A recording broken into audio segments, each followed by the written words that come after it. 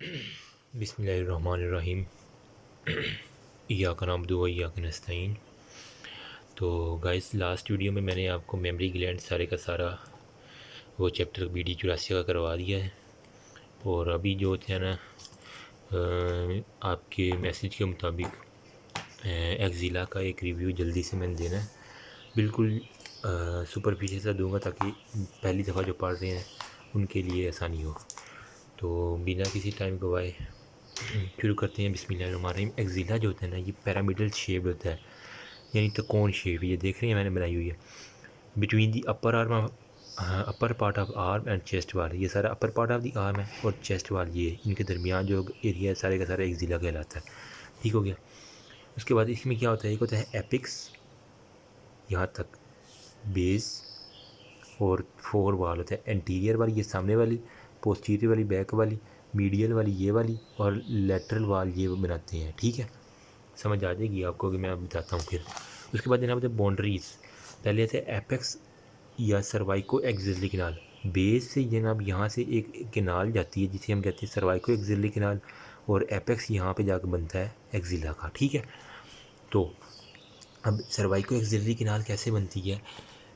अब बाउंड्री कर रहे हैं हम पहले एपेक्स ऑफ दी सर्वाइको, ये बाउंड्रीज ऑफ एपेक्स या cervico axillary canal. Anteriorly by posterior surface of clavicle, आगे आपको पता है क्लेविकल पड़ी होती है। Posterior surface of clavicle, posterior superior border of scapula, पीछे जनाब मैं डॉटेड लाइन से जाहिर कर रहा हूँ, सारे का सारा स्कैपुला आता है। Superior surface of the scapula, border of the scapula, and medial spectre coracoid process यहाँ पे होता है। ठीक है, उसके बाद medially bounded by outer border of the first rib, यहाँ पे आपको हमें पता है क्लेविकल के बिल्कुल नीचे फर्स्ट रिब होता है। Medially outer border of first, anteriorly posterior surface of clavicle, posteriorly superior border of scapula, और medially lateral border of the first rib होता है। ठीक है, oblique passage is called cervico axillary canal. ये जो passage बन रहा है सर्वाइको एक्सिलरी कैनाल, इसके अंदर भी एक्सिलरी आर्टरी होती है, एक्सिलरी वेन होती है, क्योंकि एक्सिलरी रीजन है, इसके अंदर जो भी होगी ना आर्टरी वो एक्सिलरी आर्टरी होगी, वेन होगी एक्सिलरी वेन होगी। और ब्रेकियल प्लेक्सिस जो मैंने पहले वीडियो में बता चुका हूँ वो भी इसी के अंदर लाई करता है। ठीक है, अब base of or floor of this जिला, ये इसने बहुत अच्छी डायग्राम, आप इसे समझे एक जैसे होता है ना वो ताबूत होता है कैफिन, जिसके अंदर वो ना डेड बॉडी को रखते हैं। ये वाली पीछे वाली जो है ना पोस्टीरियर वाल, ये ऊपर उसका ढकना जो ऊपर आ जाएगा इसके, यूँ खोला हुआ इसने ढकना। एंटीरियर वाल ये बेस हो गया, ये एपेक्स हो गया, ये मीडियल वाल हो गया, और ये ब्राउन वाली लेटरल वाल हो गया। ठीक है, अब बेस क्या होती है, स्किन होती है, सुपरफिशियल फेशिया, एक्सिलरी फेशिया होता है। It is convex upward and convergence with convexity of axilla होगा। ठीक है, आप कन्वेक्स अपवर्ड होता है, convergence cavity of the axilla, क्योंकि जो एक्सिलरी रीजन में आपकी कनकेविटी बनती है उसी का वो बता रहा है। ओके, अब एंटीरियर वाल जो होते हैं पैक मेजर, पैक माइनर, और क्लेवी पेक्टोरल फेशिया, मैं पिछली चैप्टर में बता चुका हूँ क्लेवी पेक्टोरल फेशिया का। ठीक है, पोस्टीरियर वाल क्या होती है, it is found by posterior side पे सब स्कैपुलरिस, जो स्कैपुलर से आ रहा था वो टेरिस मेजर और लेटिसमस डार्सी, यानी पोस्टीरियर साइड पे जितने भी मसल हैं वो इसके अंदर इन्वॉल्व होंगे। सब स्कैपुलरिस, टेरिस मेजर और लेटिसमस डार्सी। मीडियली जो है ना वो क्या होता है, अपर 4 रिब्स ऑफ इंट्रोशियस मसल हो गया, upper border of the serratus interior muscle हो गया। ठीक है, सिरेटस इंटीरियर मसल मैं आपको यहाँ से बताता हूँ। मिडल वाल ये है ना, तो यहाँ पे मैंने बताया था एंगल ऑफ रिब पे 8 डिजिटेशन ऑफ सिरेटस इंटीरियर रहती हैं। तो अपर 4 रिब्स जो होती है ना वो सिरेटस इंटीरियर की पोस्टीरियर, मिडिल वाल जो है ना अपर 4 रिब्स विद देयर इंटरकोस्टल और अपर part of the serratus interior, 4 ऊपर वाली रिब और सिरेटस इंटीरियर मीडियल वाल में आती है। जबकि जो लेटरल वाल है ना वो कह रहा है इंटीरियर पोस्टीरियर जो होते हैं ना upper part of the shaft of the humerus with bicipital group होगा, coraco brachial, short head of bicep brachii. Shaft of the humerus, ये सारी यहाँ पे ह्यूमरस पड़ी हुई है ना, शाफ्ट ऑफ द ह्यूमरस और कोरेको ब्रेकियलस, छोटा सा मसल जो कोराकाइड प्रोसेस से ये medial of the shaft of the humerus पे लगता है वो, और head of the bicep brachii, small head of the bicep brachii लगता है। ठीक है, बहुत ईजी से आप डायग्राम देख के सारा कुछ पता है। पहली दफ़ा देखने में जल्दी समझ नहीं आती, लेकिन मैंने आपको समझा दिया। आप ये इस डायग्राम को क्लियरली दे सकते हैं। ये मीडियल वाल है, ये लेटरल वाल है, ये एपेक्स है, ये बेस है, और ये सारी की सारी इंटीरियर वाल होगी। ठीक है, एंटीरियर नीचे वाली भी होती है, पोस्टीरियर वाल हो जाएगी। बहुत easy diagram. Content of axilla, axillary artery, axillary vein हो गया, ब्रेकियल प्लेक्सिस होगी, infra clavicular part of brachial plexus आ जाता है। उसके बाद यानी जो क्लेविकल के नीचे ब्रेकियल प्लेक्सिस का पार्ट है वो आएगा सारे का सारा। उसके बाद जनाब एक्सिलरी लिम्फ नोड जो मैंने बताया था, इंटीरियर, पोस्टीरियर, लेटरल, सेंटर और एपिकल, 5 इसके ग्रुप थे वो, और लॉन्ग थोरेसिक नर्व और इंट्रोकोस्टल ब्रेकियल नर्व। लॉन्ग थोरेसिक किसे सप्लाई कर रही थी? सेरेटस इंटीरियर को, जो एक्जिला वाली साइड से निकल रहा था, गॉट इट। और इंटरकोस्टल ब्रेकियल नर्व। इसके बाद एक्सिलरी फैट, वो तो ज़ाहिर बात होगा एरियोलर टिश्यू होते हैं, ठीक है। ये आपको अब लेआउट इतनी इंपॉर्टेंट नहीं है, आपने पढ़ने होते पढ़ लेना, इसमें इतने कोई ऐसी ख़ास बात नहीं है, जस्ट होल्ड इट, ओके। अब आ जाते हैं अब एक्सिलरी आर्टरी। एक्सिलरी आर्टरी मैंने आपको पहले बताया था कि जो होती है ना सब क्लेवियन आर्टरी, वो outer border of first rib से जब क्रॉस करती है ना तो फिर वो बन जाती है axillary artery. Just showing you, ये यहाँ से आ गई आपके सब क्लेवियन आर्टरी आ रही थी, ये outer border of the first rib को क्रॉस किया तो ये सारी की सारी एक्सिलरी आर्टरी बन गई, ठीक है। अब एक्सिलरी आर्टरी को हम 3 में पार्ट्स में डिवाइड करते हैं, first part, second part, third part. जो होता है ना दरमियान में पैक माइनर जो है ना वो इसको डिवाइड कर देता है, ठीक है। ऊपर पैक माइनर फर्स्ट पार्ट है, पैक माइनर के नीचे फिर सेकंड पार्ट और ये थर्ड पार्ट। थर्ड पार्ट के बाद ये ब्रेकियल आर्टरी आगे बन जाएगी जो आर्म में जाती है, कब? जब टीरीज मेजर को क्रॉस करती है। सी दिस, बहुत इजी डायग्राम है, जस्ट समझने की बात है इसके अंदर। तो वही कह रहा है, first part superior proximal to the muscle, first part ये, second part posterior deep to the muscle, second part ऊपर ही मसल है, नीचे ये फिर axillary artery, third part inferior to the distal muscle हो गया, third part inferior to the distal muscle, ठीक है। अब रिलेशन इसके थोड़े इंपॉर्टेंट है, गौर से ज़रा पढ़िएगा। एंटीरियरली वही skin superficial feature, deep fascia होगा, क्लेविपेक्टोरल फेशिया हो गया, और सिफेलिक वेन हो गया, लेटरल कॉर्ड हो गया, और ये सारे। पोस्टीरियरली क्या होता है? फर्स्ट इंटरकोस्टल स्पेस, क्योंकि इसके बैक पे ये देखें ना फर्स्ट रिब भी आ रही है, तो first intercostal space posteriorly, first and second digitation of serratus anterior, medial cord of brachial plexus. बहुत इंपॉर्टेंट बात, मीडियल कॉर्ड आता है, अक्सर ये एमसीक्यूज में आई होती है कि फर्स्ट पार्ट ऑफ जो होती है ना इसके एक्सिलरी आर्टरी, इसकी पोस्टीरियर साइड पे कौन सा कार्ड होता है? तो वो होता है medial card of the brachial plexus. Posterior नहीं होता, मीडियल होता है। लेटरल साइड पे नाम में ज़ाहिर है लेटरल और पोस्टीरियर पेक्टोरल। मीडियली जो होता है ना एक्सिलरी वेन यहाँ पे होती है, इस जगह पे एक्सिलरी वेन, बाहर आर्टरी अंदर वेन, बिल्कुल इजी डायग्राम। उसके बाद सेकंड पार्ट पे ऊपर आ जाए। अब सेकंड पार्ट आप देख रहे हैं ये वाला, इसके एंटीरियरली अब खुद ही अंदाज़ा लगा लें, पैक माइनर एंटीरियरली आएगा, स्किन सुपरफिशियल डिविशिया, ये तीनों में कॉमन है। पैक मेजर तो आएगा, पैक माइनर एक एडिशनल मसल आ गया, ठीक है। पोस्टीरियरली जो है ना पोस्टीरियर कार्ड ब्रेकियल है। अब सेकंड पार्ट में जो है ना पोस्टीरियरली पोस्टीरियर कार्ड है, फर्स्ट पार्ट में पोस्टीरियरली मीडियल कार्ड था ब्रेकियल प्लेक्सिस का, सेकंड पार्ट में posteriorly posterior card brachial plexus है, और सब स्कैपुलरिस है। लेटरल में वही लेटरल कार्ड ब्रेकियो प्लेक्सिस वगैरह क्रैको ब्रेकियलिस, और मीडियली जो है वो ऑक्सिलरी वेन, हमें पता है मीडियल कार्ड ब्रेकियल प्लेक्सिस। हाँ, यहाँ पे मीडियली जो है ना मीडियल कार्ड ब्रेकियल प्लेक्सिस और मीडियल पेक्टोरल नर्व वगैरह एक्सिलरी वेन इंपॉर्टेंट है, ये तीनों ही। उसके बाद रिलेशन है थर्ड पार्ट में, skin superficial fascia, deep fascia वही, और पैक मेजर हो गया, और medial chorda brachial plexus. Anteriorly अब यहाँ पे आ रहा है मीडियल कॉर्डा ब्रेकियल प्लेक्सिस, बहुत इंपॉर्टेंट बात की है इसने। पोस्टीरियरली रेडियल नर्व, क्योंकि पोस्टीरियर कॉर्डा ब्रेकियल प्लेक्सिस इसके अंदर रहेगा, एक्सिलरी नर्व हो गया, सबस्कैपुलरिस हो गया, और टीरिस मेजर हो गया।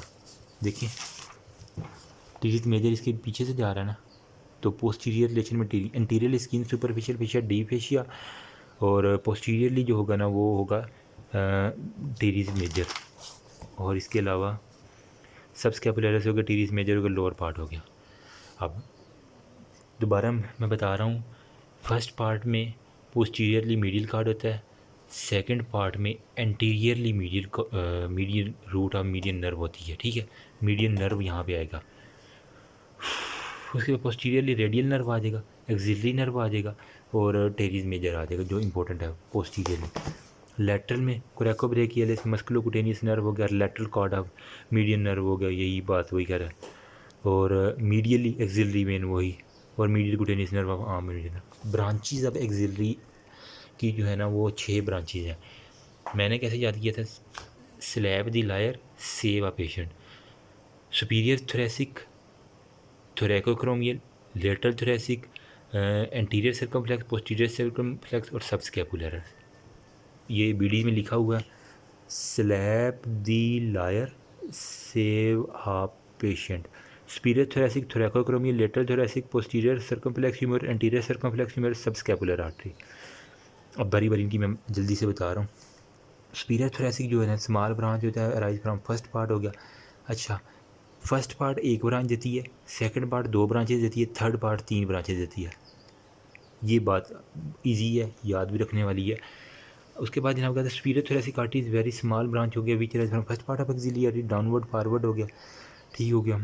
2 पेक्टोरल मसल के अंदर आती है। थोरेसिक है तो छाती में जाएगी, थोरैक्स के ऊपर जाएगी। थोरैक्स पे क्या मतलब है, पेक्टोरल मसल में पैक मेजर और pack minor, and by supplying the muscle of the thoracic वाल हो गया। बिल्कुल नाम के अंदर ही हर चीज़।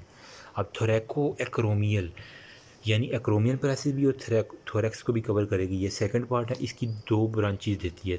सेकंड पार्ट ऑफ आर्टरी जो है ना वो 2 ब्रांचेज देती है, थोरैकोक्रोमियल और लेटरल थोरैक्स। ये second part of axillary artery से आती है। ये फर्स्ट पार्ट से आती है, ये भी सेकंड से आती है, ये भी सेकंड से आती है। अब ये जो बाकी 3 बची हैं ये third part of axillary artery से आएंगी, ठीक है। तो थोरैकोक्रोमियल आर्टरी जो है सेकंड पार्ट की ब्रांच है, ठीक होगा। इसकी जनाब आगे फिर मज़ीद 4 ब्रांचेज हैं, ABCD मैंने याद किया था। ए से एक्रोमियल, बी से ब्रेस्ट या पेक्टोरल, सी से क्लेविकुलर और डी से डेल्टाइड। पेक्टोरल या ब्रेस्ट वाली डेल्टाइड डी, एक्रोमियल ए और सी से क्लेविकुलर ब्रांच। इजी हो गया, let me focus it, okay. उसके बाद जनाब लेटरल थोरेसिक, ये भी सेकंड ब्रांच की ब्रांच है। ये थोरैक्स को करेगी लेकिन लेटरल साइड को करेगी। Run along the pectoralis minor हो गया और एंटीरियर एक्सिलरी लिम्फ नोड हो गई। Female arteries larger give lateral mammary branch to the breast हो गए। मेमोरी ब्रांच देती है ये। मैंने आपको मेमोरी ग्लैंड में पढ़ाया हुआ है, मैं बताया भी था वहाँ पे कि पहली 3 जो है ना वो मेमोरी को देती हैं। सुपीरियर थोरैकोक्रोमियल लेटर है, ये मेमोरी को भी देती हैं। उसके बाद एंटीरियर सर्कमफ्लेक्स ह्यूमरल, अब ये बाजू के अंदर आ जाती है। जब यहाँ पे हेड ऑफ द ह्यूमरस लगा हुआ है ना, वो वहाँ पे आगे वाली साइड पे जो होगी एंटीरियर सर्कमफ्लेक्स, ये third part of axillary artery की ब्रांच है। Front of the intertubercular circle humerus होगा anastomose with the posterior circumflex humeral के साथ। आगे वाली पोस्टीरियर सर्कमफ्लेक्स ह्यूमरल ये वाली जो इसके साथ अनास्टोमोस करेगी, ठीक है। और surgical neck of the humerus के ऊपर it give off ascending branch होगा intertuber and head of the humerus and shoulder joint को दी। पोस्टीरियर सर्कमफ्लेक्स ह्यूमरल जो होता है ना वो back of the head of the होगा, थर्ड पार्ट की ब्रांच है। ये क्वाड्रेंगुलर इंटरमस्कुलर सेप्टम, ये मैं आगे आपको पढ़ाऊंगा, चैप्टर में आ रहा है, बहुत इजी है, मैंने निमोनिक बनाए हुए हैं, आपको इंशाल्लाह नहीं भूलेगा। Surgical neck of the humerus इसके अराउंड जाती है बैक साइड से, और शोल्डर जॉइंट को देती है, डेल्टाइड को देती है, और कॉन्ट्रैक्ट स्पेस होती है। ये डिसेंडिंग ब्रांच एक देती है जो एनास्टमोस करती है प्रोफंडा ब्रेकिया। ये ब्रेकियल आर्टरी की एक ब्रांच निकलती है बैक साइड पे आर्म के, प्रोफंडा ब्रेकिया, उसके साथ ये एनास्टमोस भी करती है पोस्टीरियर सर्कमफ्लेक्स, ठीक है। उसके बाद एक तो एंटीरियर के साथ एनास्टमोस करती है ऊपर, नीचे जो जाती है ना बाजू में तो प्रोफंडा फेमरस के साथ करती है। आप इसका रूट देखें तो बहुत ईजी है। उसके बाद subscapular artery, subscapular largest branch of axillary artery है, ठीक है। इसमें से arising from the third part हो गया। हाँ, ये याद रखने वाली बड़ी सी बड़ी ब्रांच आखिर वाली जो है सबस्कैपुलर आर्टरी, ये बड़ी ब्रांच है। डाउनवर्ड हो गया subscapular to terminate near the inferior angle scapula, नाम में याद है, जहाँ पे सबस्कैपुलर मसल होगा वहाँ पे इंफीरियर एंगल स्कैपुला पे लेटिसमस डार्सी और सिरेटस इंटीरियर को सप्लाई करती है, बहुत ईजी है। ये देखें अब उसने ये सारे का सारा बनाया हुआ है। जस्ट यार एक तो इसने बड़ा मसला किया हुआ है। ये humerus, outer border of first rib, pec minor, teres major, axillary artery मैंने बताया था मीडियन साइड पे होती है, फिर एक्सिलरी वेन, एक्सिलरी आर्टरी, ठीक है। ये ब्लू में जो ब्रीक ब्रीक जो है ये आपको सारा ब्रेकियल प्लेक्सिस नज़र आ रहा है। फर्स्ट पार्ट के बैक पे क्या आ रहा है, मीडियल कॉर्डा ब्रेकियल प्लेक्सिस, ये वाला मीडियन है। ये लेटरल, पोस्टीरियर और ये मीडियल होता है, LPM, ठीक है। मीडियल कार्ड जो होता है ना वो नीचे होता है, मिडल वाला नहीं होता। ये मिडल वाला पोस्टीरियर बनता है। मैंने ब्रेकियल प्लेक्सिस में समझाया हुआ, आप वो पे वीडियो जाकर देख लें, आपको फिर ये सारी समझ आ जाएगी। ठीक है। उसके बाद जनाब मीडियल कार्ड जो होता है ना वो फर्स्ट पार्ट में की बैक पे होता है, सेकंड पार्ट पे पोस्टीरियर कार्ड देखिए आ रहा है सीरियस। उसके बाद वो फिर रेडियल नर्व बन रही है उससे सारी वो सारी। अब ये देखें, subclavian artery, outer border of first rib से एक्सिलरी आर्टरी, इसकी 3 ब्रांचेज हैं। पैक माइनर क्रॉस कर रहा है, टीरीज मेजर क्रॉस कर रहा है। Superior thoracic, thoracoacromial, lateral thoracic, anterior circumflex, posterior circumflex और बैक पे जा रही है सब स्कैपुलर, जो स्कैपुलर मसल को लेटिसमस डॉर्सी और सीरेटस इंटीरियर को सप्लाई करती है। बहुत ईजी डायग्राम है। उसके बाद एनास्टमोस और collateral circulation, branch of the artery with one and other, वही बता रहा है आर्टरीज की ब्रांचेज आपस में मिल जाती हैं और वो एनास्टमोस बना देती हैं। जब एक अगर खुदा न खास्ता कोई डिसऑर्डर की वजह से यहाँ से अगर ब्लॉकेज हो गई है तो एनास्टमोस से सबस्कैपुलर आर्टरी या पोस्टीरियर सर्कमफ्लेक्स के साथ एनास्टमोस कर रही है तो ब्लड आता रहेगा एनास्टमोस के रास्ते से। अगर खुदा न खास्ता ये ब्लॉकेज यहाँ पे हो जाता है तो एनास्टमोस हेल्प करते हैं इसके ब्लड सप्लाई के अंदर। यही बात वो कर रहा है। तो आगे मैं बताऊंगा फिर वो स्कैपुला के ऊपर एनास्टमोस बनता है, बॉडी ऑफ स्कैपुला पे और अक्रोमियन प्रोसेस पे, वो बहुत इंपॉर्टेंट क्वेश्चन है। अब एक्सिलरी वेन जो है ना, बिज़ैलिक वेन, बाजू के मीडियल साइड पे सारी की सारी बिज़ैलिक होती है और लेटरल साइड पे सेफेलिक वेन होती है। बिज़ैलिक वेन जो होता है ना वो जब क्रॉस करती है ना ये टीरीज मेजर को तो वो फिर बन जाती है एक्सिलरी वेन। ठीक है। अब joint with vena common brachial artery, अच्छा टीरीज मेजर को क्रॉस करती है, वही बात कह रहा है। Subclavian vein axillary outer border of first tip से जब क्रॉस करेगी तो सब क्लेवन वेन बन जाएगी। ठीक है। और फिर सुपीरियर वेना केवा के अंदर ये ओपन हो जाती हैं। ठीक है। वही कह रहा है तो थोरैको अभी गैस्टी कोई नेवलिंग हो, ये सारे एक्सिलरी लिम्फ नोड मैंने बता दिए हैं। इंटीरियर, पोस्टीरियर, लेटरल, सेंट्रल और एपिकल होते हैं।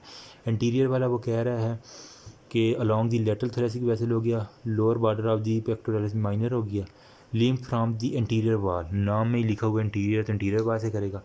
पोस्टीरियर वाला जो है ना वो पोस्टीरियर वाल से करेगा। लेटरल वाला जो है ना वो humerus medial to axillary vein वाला लेटरल, और सेंट्रल वाला जो है ना वो फैट होता है एक्सिला होगा। रिसीव द लिम्फ फ्रॉम पर रिसीडिंग ग्रुप, एपिकल ग्रुप में ले जाएगा ये। और एपिकल वाला जो है ना infra clavicle group of the deep क्लेविपेक्टोरल पीछे एक्सिलरी वेसल हो गया। Lymph from the central group, central group से एपिकल ग्रुप में आ जाती है सारे का सारा लिम्फ। यही बात कर रहा है। वो कह रहा है एक्सिला में आपको पता है कि हेयर्स होते हैं, इन्फेक्शन अगर उनके अंदर हो जाए तो बॉयल्स इसके अंदर बन जाते हैं common in this area. Axillary lymph node drain lymph not only from upper but breast interior posterior wall but also from the umbilicus हो गया। वो कह रहा है एक्सिलरी लिम्फ नोड ना तो यहाँ ना सिर्फ यहाँ से करते हैं बल्कि जो अम्बलाइकस होता है ना हमारे पेट के ऊपर, वहाँ से भी इसकी ब्रांचेज आ रही होती हैं जो एक्सिलरी लिम्फ नोड में आती है। इतना लंबा इसका रूट है, इसलिए अगर कैंसर हो जाए तो अम्बलाइकस में भी चला जाता है। यही बात मैंने पहले बताई हुई है। Left axillary node can be palpated by right hand. अगर ये वाला नोड करना है तो ये राइट लेफ़्ट वाला हैंड राइट साइड से पाल्पेट करते हैं, राइट वाला लिम्फ नोड लेफ़्ट से पाल्पेट करते हैं। यही बात कर रहा है। Axillary abscess should be incised through the floor of axilla midway between the interior and posterior axillary fold हो गया near to the medial wall हो गया। यही है। Axillary artery pulsation can be felt against the lower end of the lateral wall of the axilla. Lateral wall of the axilla यहाँ पे होता है, यहाँ पे हम एक्सिलरी आर्टरी को दबा के ना प्रेस कर सकते हैं और इसकी पल्सेशन फील कर सकते हैं, डॉक्टर करते हैं अक्सर। ठीक है। उसके बाद जनाब होता है स्पाइनल नर्व। मैं जल्दी से बता देता हूँ, ये सारे के सारा है जनाब स्पाइनल कॉर्ड। ये बाहर वाला वाइट मैटर है और अंदर येलो वाला जो ग्रे मैटर, और ये अंदर है root of the spinal cord जो होती है ना एग्जैक्ट। अब यहाँ से निकलता है सेंसरी फाइबर डॉर्सल साइड से, वेंट्रल साइड से मोटर फाइबर निकलते हैं। देखिए ये उभरा हुआ जो है ना वो होता है डॉर्सल रूट गैंग्लियन। ठीक है। और फिर ये मिल जाते हैं आपस में दोनों। उसके बाद ये एक देता है डॉर्सल रेमस और फिर देता है वेंट्रल रेमस। ये सारे का सारा जो होता है ना ये सिंपैथेटिक गैंग्लियन हो गया, ये वाइट रेमस हो गया, ये ग्रे रेमस हो गया, सिंपैथेटिक गैंग्लियन। इसके बाद ये मिल जाते हैं और सेंसरी अब ये वेंट्रल रेमस आगे जाता है, आगे फिर इंटीरियर साइड ऑफ बॉडी पे आ जाता है। ये वर्टिब्री से शुरू होते हैं और फिर आगे की तरफ आ जाते हैं। और ये थोरैक्स में बहुत अच्छा बना हुआ, मैं वहाँ पे एक्सप्लेन करूँगा आपको। बहरहाल यहाँ तक आई होप समझ आ गई होगी। Dorsal ramus dorsal root ganglion, sensory fibre, motor fibre होगा, dorsal root, dorsal ramus, ventral ramus, और वो आगे जा जाएगा। उसके बाद ब्रेकियल प्लेक्सिस होगा। ब्रेकियल प्लेक्सिस की मैंने वीडियो बना रखी है ऑलरेडी, पूरा ड्रा भी किया हुआ है, लेकिन फिर भी आपको यहाँ ओवरव्यू दे देता हूँ। C5 से C8 और T1 बनता है। अगर इसमें अगर प्री फिक्स्ड ब्रेकियल प्लेक्सिस और पोस्ट फिक्स, प्री फिक्स्ड में अगर C4 आ जाए और T2 एब्सेंट हो जाए, C5, C6, C7, C8 और T1, अगर वो कह रहा है T1 उड़ जाए और C4 इन्वॉल्व हो जाए एक्स्ट्रा, तो हम कहते हैं प्री फिक्स्ड। अगर वो कह रहा है C5 उड़ जाए और यहाँ पे T2 आ जाए तो पोस्ट फिक्स होगा। C5 और C6 मिल के एक रूट बनाते हैं, C7 अलहदा बन रही है, C8 और T1 मिल जाती हैं आपस में। और मैंने बताया लॉन्ग थोरेसिक नर्व जो होती है ना C5, C6 और C7 से निकलती है, बाकी ये अब बैक से जा रही हैं। C8 और T1 से कोई ताल्लुक़ नहीं है लॉन्ग थोरेसिक का, ठीक है। अब ये रूट, ट्रंक, डिवीजन, कॉर्ड और ब्रांचेस ओके हो गया। अब अपर trunk, middle trunk, lower trunk, division, ventral division, और नीचे जो है वो डॉर्सल डिवीजन आ जाती है। अब कॉर्ड्स जो होते हैं ना, लेटरल कॉर्ड, पोस्टीरियर कॉर्ड और middle cord, long PM, okay, यूँ याद रखना है। अब इसकी ब्रांचेस जो थी ना, मीडियल कॉर्ड किसी, मैंने आपको बताया था M for U, medial pectoral nerve, medial cutaneous nerve, medial cutaneous nerve, forearm, ulnar nerve, और lateral root and medial root of the median nerve होगा, ओके हो गया। उसके बाद पोस्टीरियर जो है ना, इसका जब मैंने बनाया था lunar, LUNAR, lateral pectoral nerve, कहाँ गया, ल्यूनर R तो है radial nerve, upper subscapularis, lower subscapular nerve to latissimus dorsi, axillary nerve और रेडियल नर्व हो गया, ठीक है। अब जो लेटरल कॉर्ड था इसका मैंने LML, लेटरल पेक्टोरल नर्व, यहाँ पे था medial pectoral nerve, medial cord था, लेटरल कॉर्ड से lateral pectoral nerve LML, musculocutaneous nerve, और lateral root and medial root of the median nerve, okay हो गया। ऊपर एक क्रॉस बनाना है, नीचे एक क्रॉस बनाना है, और नीचे दोनों को आपस में एक मिला देना है। बहुत इजी डायग्राम है, मैंने समझाई हुई है इजी वे में, आप जाके देख सकते हैं, बाकी आप पढ़ लीजिएगा इसमें से। अब मैंने एब्स पैरालिसिस बताया था और कलम की पैरालिसिस भी क्लिनिकल में बता चुका हूँ ऑलरेडी, फिर भी डिस्क्राइब करूँगा। अगर अपर ट्रंक का ब्रेकियल प्लेक्सिस पे इंजरी हो जाए, ये है अपर ट्रंक, यहाँ पे इंजरी हो जाए तो एब्स पैरालिसिस, अगर लोअर ट्रंक पे इंजरी हो जाए तो कलम की पैरालिसिस होती है। अब देखिएगा गौर से, अपर ट्रंक पे इंजरी होगी, ये देखिए C5 और C6 इन्वॉल्व हुआ, ऊपर से आ रहे सुप्रास्कैपुलर और सब क्लेवस नर्व, और एंटीरियर डिवीजन और पोस्टीरियर डिवीजन, ये एक पॉइंट बन रहा है, इसे हम कहते हैं एब्स पॉइंट, ठीक है। अगर यहाँ पे इंजरी हो जाए तो हम कहते हैं एब्स पैरालिसिस। ये कैसे इंजरी हो जाती है, इसमें होती है बर्थ इंजरी हो जाती है, यानी अक्सर बर्थ के दौरान ना जो वेजाइनल कैनाल है, सर्वाइकल कैनाल, वो बहुत तंग होती है, तो कुछ जो होते हैं ना नर्सिस, वो जल्दी जल्दी बेबीज़ को बाहर डिलीवर करने की कोशिश में ना वो इंजरी करवा देती हैं, अपर ट्रंक का ब्रेकियल प्लेक्सिस की इंजरी हो जाए, या फिर वो चाइल्ड जो है ना अपने शोल्डर पे गिरे, या फिर उसे एनेस्थीसिया दिया गया तो नर्व कोई अपर ट्रंक की डैमेज हो जाती है। 3 वजह आता है मेनली इसके अंदर जनाब, C5 इन्वॉल्व होती है और C6 पार्शली इन्वॉल्व होती है। मसल जो पैरालिसिस होती है, ये बाइसेप वाले जो मसल हैं जिसने फ्लेक्शन ऑफ आर्म करवानी है, वो सारे के सारे पैरालिसिस हो जाती है। बाइसेप, डेल्टॉइड ब्रेकियालिस और डेल्टो ब्रेकियोरेडियालिस, पार्शली सुपीनेटर, इंफ्रास्पाइनेटर और सुपीनेटर हो गया, सुप्रास्पाइनेटस, इंफ्रास्पाइनेटस और सुपीनेटर।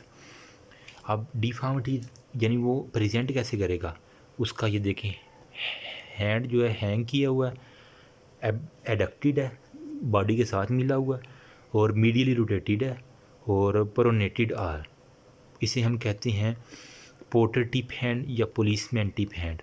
उनका यहाँ से नाम रखा कि पुलिसमैन छुप के लेते हैं, या वेटर जो है ना छुप के वो टिप लेते हैं ताकि मालिक देख ना ले, तो इस तरह का वो हैंड बताते हैं, वेटर टिप हैंड, इस वजह से नाम दिया हुआ। हैंग साइड हो गया एडक्टेड और मीडियल रोटेटेड। फोर आर्म जो होता है ना एक्सटेंडेड होता है, प्रोनेटेड होता है, उठा हुआ होता है, उल्टा हुआ होता है, ठीक है।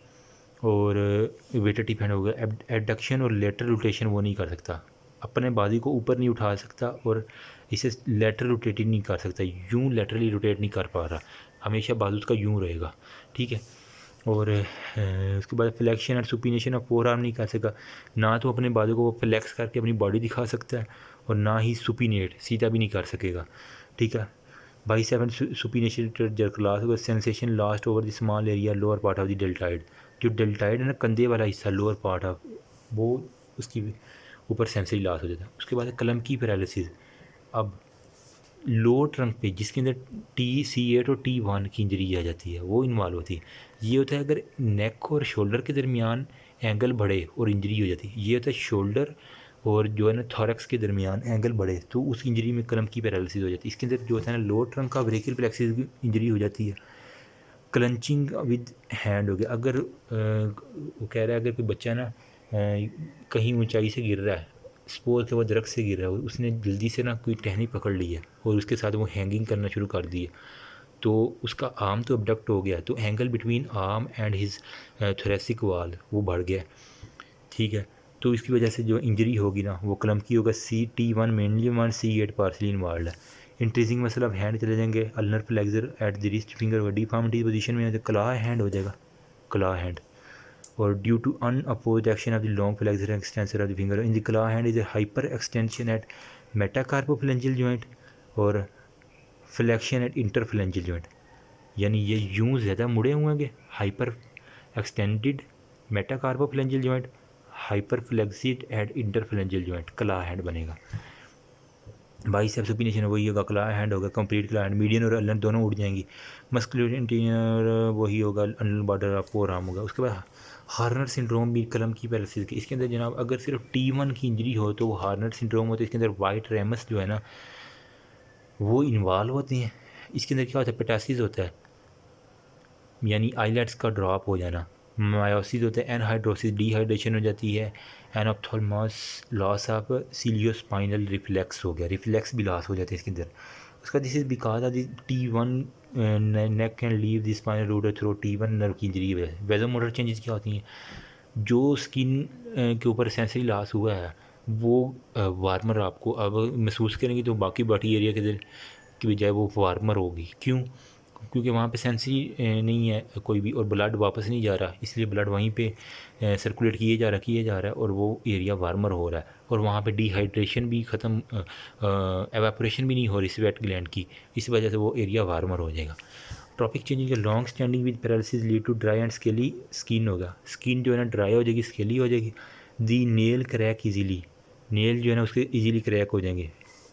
अट्रोफिएट फिंगर होगी, पुल पॉफ फिंगर। उसके बाद जनाब है विंगिंग ऑफ स्कैपुला की बात आ रही है, वही मैं आपको कई बार बता चुका। Sudden pressure on shoulder from above, कोई मजदूर है उसने ना बोरियां उठाई हैं या कोई भी लोड उठाया है तो सडन प्रेशर ऑन शोल्डर हो गया, आप हैवी वेट लिफ्टर है, heavy load on his shoulder हो गया, क्या होगा, विंगिंग ऑफ स्कैपुला होगा। इसे हम कहते हैं अच्छा नर्व ऑफ बेल भी कहते हैं, ठीक है। नॉर्मली पुल दी मसल की medial border against the thoracic वाल होगा। डिफॉर्मिटी पुशिंग और पंचिंग, यानी वो बॉक्सिंग नहीं कर पाएगा। विंगिंग ऑफ द स्कैपुला हो जाएगा, आर्म कैन नॉट बी अपने 90 डिग्री से ऊपर अपना आर्म ही ले जाए, यानी ओवर हेड अबडक्शन नहीं कर पाएगा और perform by serratus interior muscle होता।